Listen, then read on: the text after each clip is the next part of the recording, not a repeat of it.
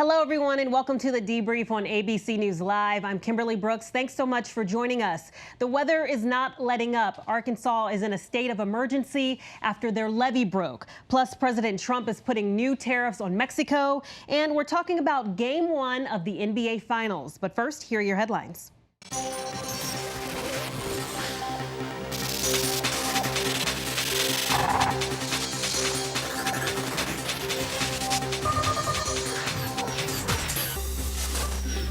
Eddie Gallagher, the Navy SEAL accused of killing an ISIS prisoner, has been freed from custody by a military judge, citing misconduct by prosecutors. The decision stunned the courtroom after Gallagher's lawyers presented evidence to get the case dismissed. Gallagher will be back in court today. The judge has not yet ruled on whether to dismiss the case, which is scheduled for trial on June 10th. South Korean media reporting that North Korea has executed its special envoy to the U.S. over the failed February nuclear summit. He was a senior official serving as Secretary of State Mike Pompeo's counterpart. Do you have any confirmation or comment about that? Are you concerned about those reports? We've seen the reporting to which you're referring. We're doing our best to check it out. National Security Advisor John Bolton will go before the United Nations Security Council next week.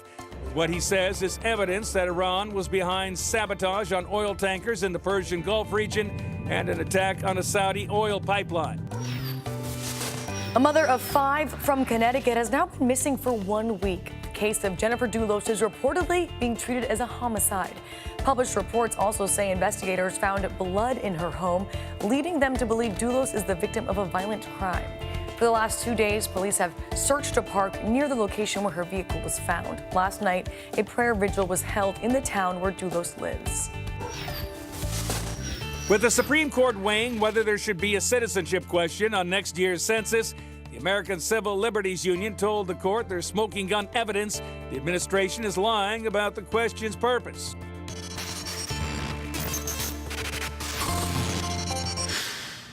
We begin in Washington, the president announcing he's going to put a 5% tariff on all goods coming in from Mexico in the coming days. This, he says, is punishment for the country's willingness to let refugees cross the U.S. border to claim asylum. So I want to bring in Serena Marshall at the White House.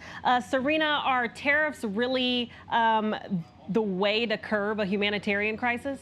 You know, Kimberly, this is a really interesting point by the president. Remember, it was just over a month ago that he threatened huge tariffs on car imports and shutting down the southern border unless they took action. Those threats went away, but this new threat is another way he's trying to goad Mexico into stopping the flow of migrants from the Central American Northern Triangle countries north. But I'm going to play a little game with you here, Kimberly. Let's play who said it, Republican or a Democrat? The quote is, trade policy and border security are separate issues. It's a misuse of presidential tariff authority and cautioning against it derailing passage of the president's renegotiation of NAFTA. Who do you think said that? Oh, my goodness. I'm going to go Democrat. Democrat. It sounds like a Democrat, right? No, but that is Republican chairman of the Senate Finance Committee, Chuck Grassley. He is warning the president to separate border security and immigration because he says those are two separate issues that should not be misconstrued. He has been a backer of the president's immigration policies, and he was a backer of the president's policies on tariffs on China. So for him to come out and warn the president like this is pretty amazing.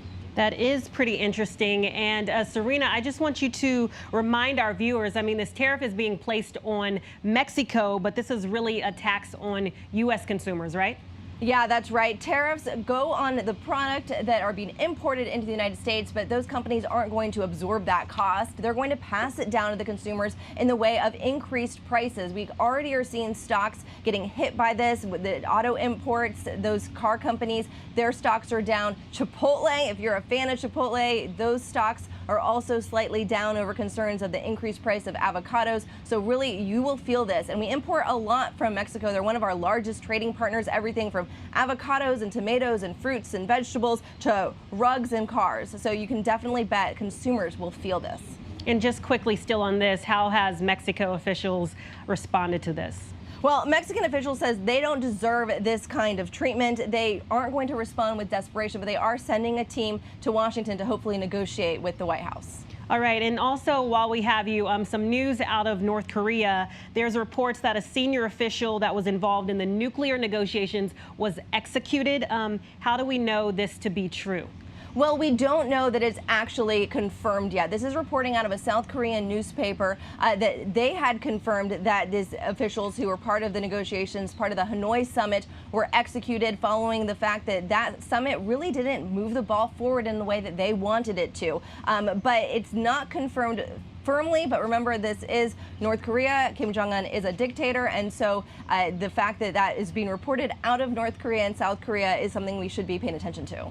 All right, Serena, lots of news to stay updated on. Thank you so much for joining us.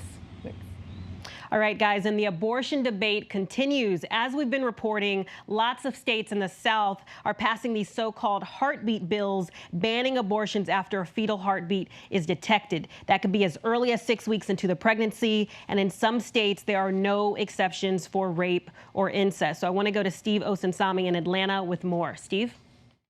Kimberly, the fight over abortion now is across several states, and this is really the game plan of anti-abortion forces. They want to take this fight state by state, meet up at the U.S. Supreme Court, hopefully limit or overturn the federally granted right to an abortion in this country.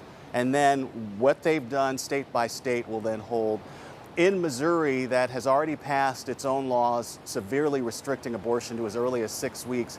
The current fight is over the last remaining abortion clinic, separate from the law that was just passed. That clinic in St. Louis needs its license renewed by the end of the day, and the state health department is not agreeing to that at this point. The state is accusing the clinic of several irregularities, issues involving patients, issues with patient care, and they want to interview doctors to talk about that, and those doctors are refusing. A federal judge could step in. Both sides presented their cases before this federal judge, and we're waiting to see if that federal judge will step in. If not, Missouri will lose its last remaining abortion clinic. The closest clinic to patients in St. Louis will be in Illinois and in other states.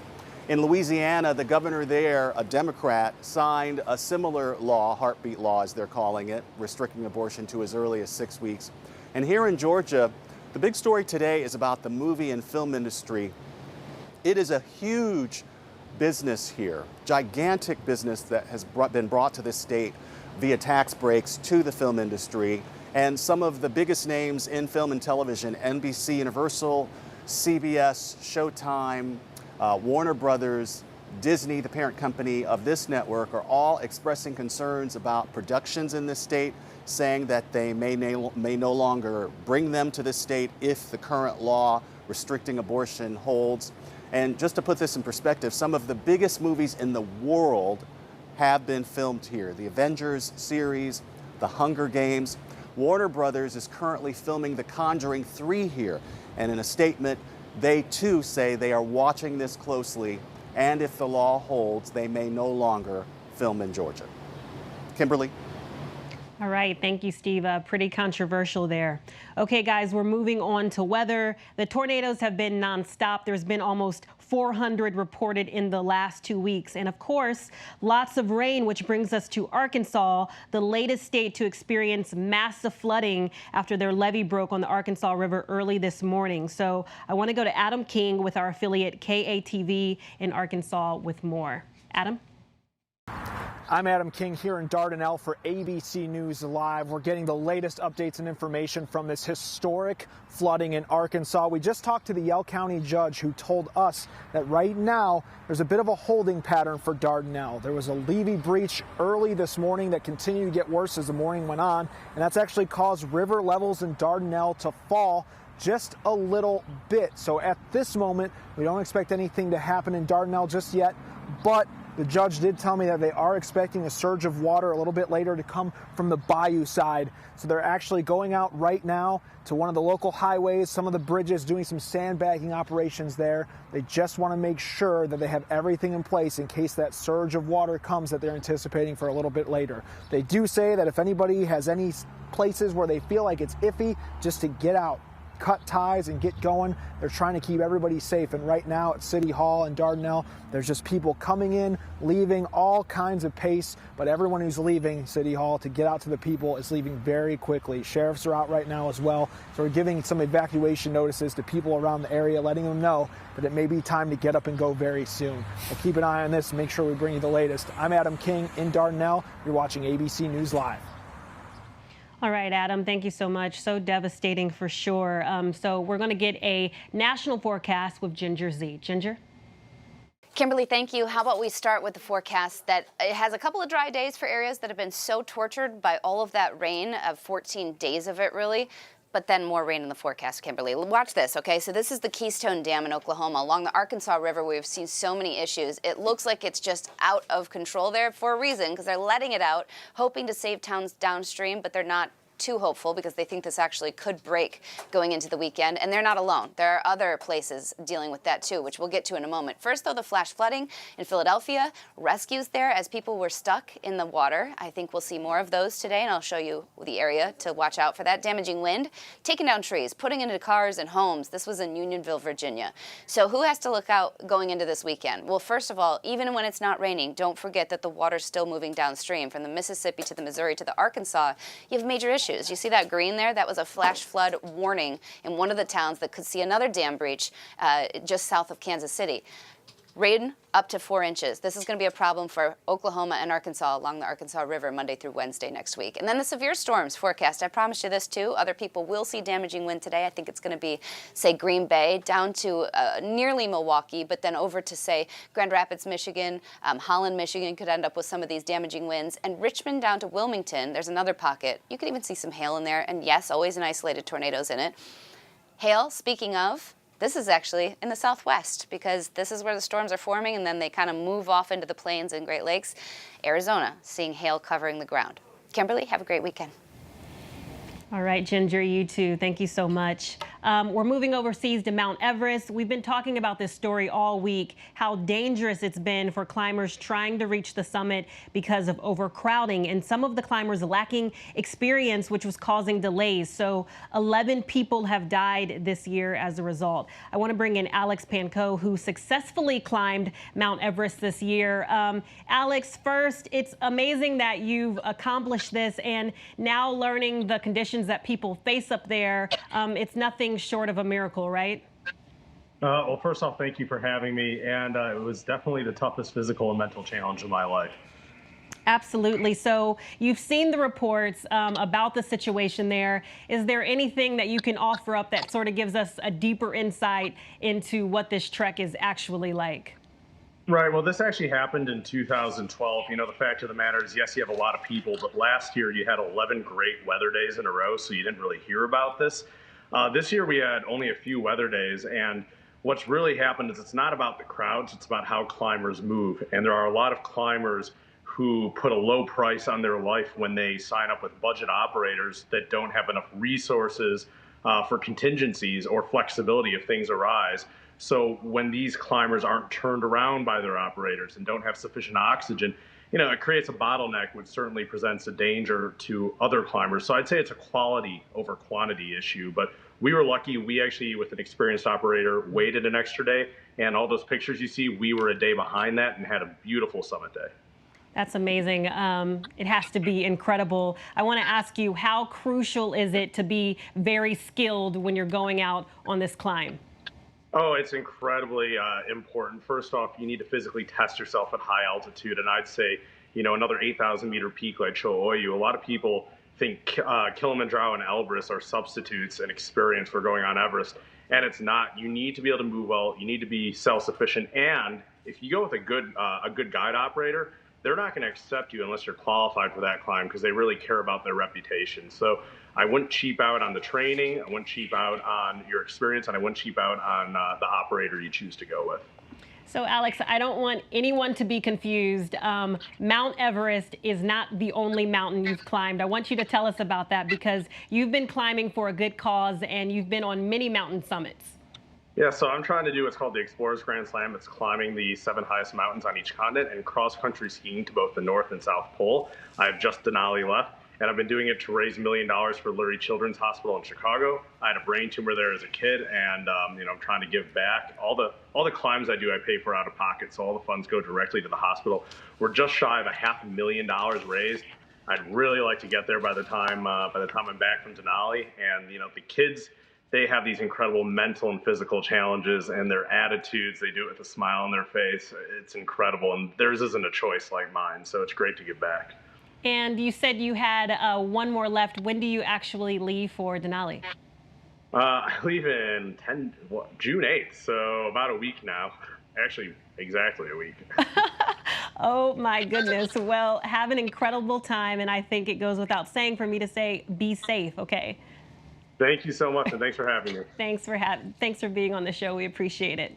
All right, guys, game 1 of the NBA Finals is in the books, and a bit of a surprise. The Toronto Raptors took game 1, 118-109. Now, ESPN Stephen A. Smith picked the Warriors to win, so I need to see how he's doing this morning because, as you know, he tends to get pretty emotional about these things. So, Stephen, are you good? What's up, Kimberly? It's Stephen A. Smith from the NBA Finals. I hope you're well. I am not well. I picked the Golden State Warriors. A lot of people talk about the Toronto Raptors. I was not buying it. I said, hell no. The Warriors are going to three-peat. They are going to close out their era at the Oracle and win this championship. But then something strange happened. Andre Iguodala is hurt. Kevin Durant is still hurt. Boogie Cousins is recovering, and he played last night, but he was limited to less than 10 minutes. So in other words, the Golden State Warriors are not the Golden State Warriors right now. Hopefully they will get it together. I still hold out hope, but evidently the injury bug has really, really plagued them. I am many things, Kimberly. I am many things. A surgeon, I am not. Except when it comes to dissecting Max Kellerman and people like that on a debate show. That, I'm a surgeon. I dissect them. I pick them apart. But I can't heal people, okay? I'm only human. You heard me. I heard you, Stephen. I heard you, and I'm sending you a big hug. We're not done yet. So I want to bring in ESPN NBA insider Brian Windhorst with more. Brian, you're actually on the court. That's amazing. Obviously, this finals is proving anything can happen. How big of a surprise was that last night? Well, it wasn't that big of a surprise. Remember, this is the first time that the Warriors have had to start on the road in the finals. The Raptors were coming off 4 straight wins in the last series. It was pandemonium in here. And, the big surprise was that Pascal Siakam, this young kid, only in his 3rd season, had the game of his life. The Warriors really tried to slow down the Raptors star, Kawhi Leonard. They double-teamed him all over the court, and they left Pascal Siakam to do damage, and he did just that. So whether that's a once-in-a-series situation or something we'll see over and over will probably determine how close this series stays. All right, so the Warriors don't have Kevin Durant. How big of a factor will that be going forward? Yeah, that was a huge thing that you could tell that they were missing. Steph Curry played pretty well last night. He had 34 points. Klay Thompson had 20, but they were missing that extra piece of firepower. And the bad news for the Warriors is Durant is not going to play in Game 2, and he still has not been cleared to practice yet. And Coach Steve Kerr has made it clear he will not play until he can have a practice and recover. So that would mean Game 3 at the earliest, but there's a possibility that it might not be until Game 4, depending on how that leg feels. And I'll just say, if the Raptors repeat last night and get up 2-0, it could get very interesting, the amount of pressure that Durant may apply to the organization to get him out there as fast as possible. And Brian, before we go, I, of course, have to ask you about Drake. A tough situation for him because he has a Steph Curry tattoo, but obviously he is a big Raptors super fan. So how is he impacting the series, do you think? Well, he got into a little back and forth with Draymond Green about 5 feet to my right last night, right as he was coming off the court. I think it's terrific for the NBA. The players all really respect and like Drake's work. He respects their work. They have a little good-natured trash talk. The NBA told him, hey, you can stand in your seat and cheer. Please don't touch the coach or touch the players. He understands that. He's going to do that. The officials came over last night and gave him a little talking to early in the game to remind him of the rules. They don't want to have to throw him out. But I will say this about Drake. I've been coming coming here for games for over 10 years. Drake has been here a lot. He is not a fair weather fan. He has been here in some of their worst moments. So the fact that he's able to celebrate with the rest of the city in one of their best moments, I think is really cool. And I think ultimately, even the Warriors players think so too. Yeah, I like it. I like seeing him out there. And before we go, I just want to get your predictions for Game 2. What you got? You know, I definitely think that we won't see as great of basketball from Siakam and Marc Gasol, who played one of his best games of the postseason as well. Kawhi Leonard only took 14 shots. The Warriors actually felt good about their defense. So I think you'll see the Warriors bounce back in a strong way. I think we're going to have a close series the rest of the way here, and I think that'll start in Sunday's Game 2. All right, Brian Windhorst with ESPN, thank you so much for joining us. I appreciate it. Thank you. All right, we're going to stick with sports, but this was a pretty scary, heartbreaking situation if you were watching the Cubs game this week. Albert Almora Jr. hit a foul ball into the stands that then hit a little girl. And Almora was visibly upset and in tears, and the young girl was rushed to the hospital and is now recovering. So I want to bring in Major League Baseball insider ESPN's Jeff Passan. Jeff, thanks for being with us. You wrote a powerful article saying the league needs full protective netting before it's too late. Explain that. Yeah, Kimberly, a few years ago at Yankee Stadium, a little girl was hit by a 105-mile-per-hour line drive, and that compelled Major League Baseball teams to extend the protective netting that they have in place all the way to the ends of the dugouts. Unfortunately, as we saw on Wednesday night, that is not far enough. You know, in baseball today, when teams are really emphasizing with their players hitting the ball hard and exit velocity and all of these different things that in the past were just not the case, it was a little bit different. But when teams are saying, we want you to hit the ball really hard, and there are still areas in the stands that the ball can go to, it's just dangerous and it's unnecessary. That's the worst part of the whole thing. Major League Baseball can and should do something about this. They can and they should, but they haven't. So why haven't they fixed it yet? It seems like it's pretty much a no-brainer. Yeah, I like, honestly, I really wish I had a good answer. Like, I wish they had something logical that they could say, well, this is the reason that we haven't done it. Is it fear over backlash from fans? There's a small segment of the fan base that doesn't want to watch games from behind protective netting. But for the longest time now, the most expensive seats at baseball games, right behind home plate, have make any sense. I think MLB essentially, Kimberly, is waiting for one team to step up. And once that one team does it, it's going to put pressure on the other teams. And hopefully at that point, all 30 teams will follow, and we'll see netting extended to the place that it should be, which is from foul pole to foul pole. Do you think that this recent incident hurt the league? How have they reacted since this happened? I mean, how does it not hurt the league, right? When you are on national television, this game was on ESPN on Wednesday night, and in the middle of the game, a player is down on one knee in tears. The entire stadium is silent, and everyone's eyes are focused on a little girl who's been struck by a projectile traveling at over 90 miles per hour. Yeah, it's clearly a really bad look for the game. And that's why this is so curious to me. That's why I really don't understand Major League Baseball not coming out the next day and saying, this is a problem. Fans are our priority. Their safety is our #1 priority, and we're going to do something about this, and we're going to do it soon. And the fact that they didn't yesterday, that they essentially said, we're looking into this, I thought it wasn't even a half measure, it was a quarter measure when they needed a full measure. All right, ESPN's Jeff Passan, thank you so much for breaking it down, and certainly happy that the little girl is okay. All right, guys, so I don't know if you all are early birds, but here at ABC, one good reason to get up before the crack of dawn is Good Morning America's concert series. So today's performance was global superstar Ciara, and I got a chance to talk to her about her performance, her new album, her life, and leveling up. So take a look. Before we go, I think it's only appropriate. Now when I hear countdowns, I only think of leveling up. When someone's saying 5, 4, 3, 2, 1, I'm only thinking of let's just give them a little bit together. We can totally do that. Okay, are you ready? Are you going to do the countdown with me? I'll do the countdown. Okay. I'm not But maybe you do the countdown. It could be fun. Okay, you ready? Yes. Just the level up part here. Okay, level up. Okay. Well, I'll do the countdown. Okay. No, we're doing it together. Together. Okay. 5, 4, 3, 2, 1. Here we go. Level up. Level up. Level up. Level up. Level up. Level up. Level up. Level up. Oh, that sounds so yummy. Got you love this Oh, baby.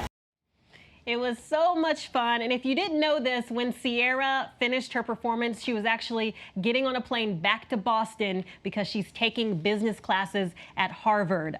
What a boss. And of course, there's going to be lots more concerts in the series coming up this summer. So guys, continue to take care of yourselves. It's the weekend. And if you're around, you can stick around for the briefing room at 3:30 p.m. And then you can check out World News Prime at 8 p.m. And if you want to stay updated on all of these headlines, you can go to abcnews.com or download the app. Happy Friday. I'll see you next week.